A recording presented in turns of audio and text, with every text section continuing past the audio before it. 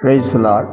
கர்த்தருக்குள் பிரியமான என் அன்பு சகோதர சகோதரிகள் அனைவருக்கும் ஆண்டவராகிய இயேசு கிறிஸ்துவின் நாமத்தில் எனது வாழ்த்துதலை தெரிவித்துக் கொள்கின்றேன்.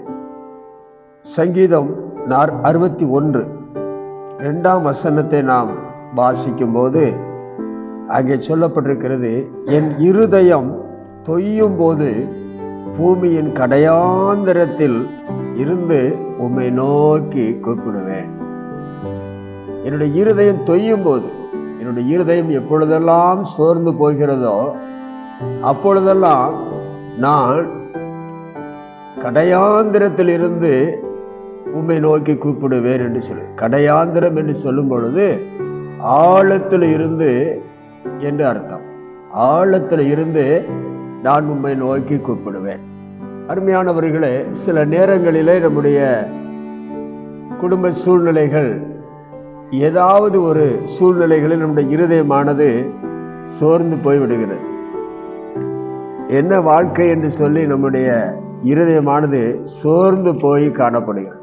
அந்த நேரத்தில் அநேகர் என்ன செய்கிறார்கள்? எலியாவை போல, போதும் ஆண்டவரே, என்னுடைய ஆத்துமாவை நீர் எடுத்துக்கொள்ளும் என்று சொல்லி அநேகர் சொல்லுகிறதை நம்முடைய காதுகள் கேட்கிறது.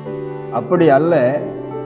வேதத்தில் சொல்லப்பட்டிருக்கிற வார்த்தை, ஆபத்தான காலகட்டங்கள் எந்த நேரமா இருந்தாலும், நம்முடைய இருதயம் சோர்ந்து போன எந்த நேரமா இருந்தாலும் அவரை நோக்கி கூப்பிடு, அவர் உங்களை விடுவிப்பார். நீங்கள் அவருடைய நாமத்தை நீங்கள் மகிமைப்படுத்துவீர்கள். யோனா என்ற ஒரு பக்தனை நாம் பார்க்கிறோம்.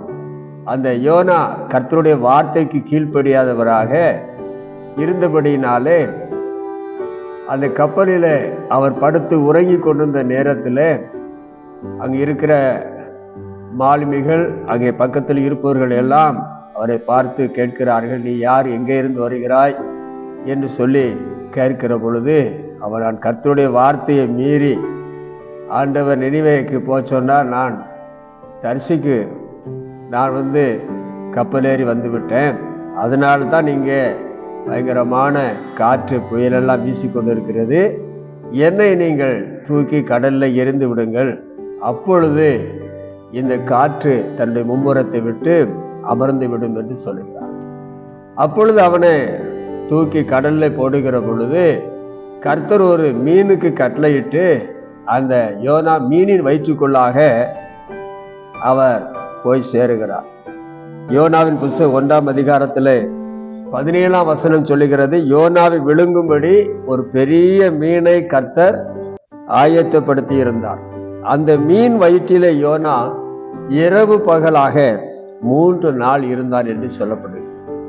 ஒரு மீனின் வயிற்றுக்குள்ளாக இருந்த யோனா எப்படிப்பட்ட சூழ்நிலையில அவர் இருந்திருப்பார்? எல்லா பக்கத்திலும் நெருக்கம், முன்புறத்திலே நெருக்கம், பின்புறத்தில் நெருக்கம், வலது பக்கத்தில் இடது பக்கத்தில் எப்பக்கத்திலும் ஒரு நெருக்கம், இருளான ஒரு சூழ்நிலை. என்ன செய்வது என்றே அவருக்கு தெரியவில்லை.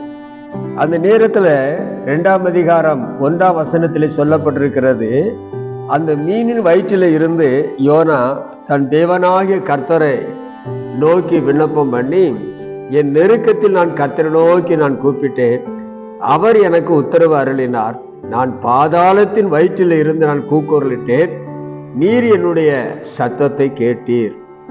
3ஆவது வசனத்தை சொல்லுகிறது, சமுத்திரத்தின் நடுமையமாகிய ஆழத்தில் நீர் என்னை தள்ளிவிட்டீர், நீரோட்டம் என்னை சூழ்ந்து கொண்டது, உம்முடைய வெள்ளங்களும் அலைகளும் எல்லாம் என் மேல் புரண்டு வந்தது, நான் உமது கண்களுக்கு எதிரே இராதபடிக்கு தள்ளப்பட்டேன், ஆகிலும் இன்னமும் உம்முடைய பரிசுத்த ஆலயத்தை நான் நோக்குவேன் என்று அவர் சொல்லுகிறதை பார்க்கிறோம்.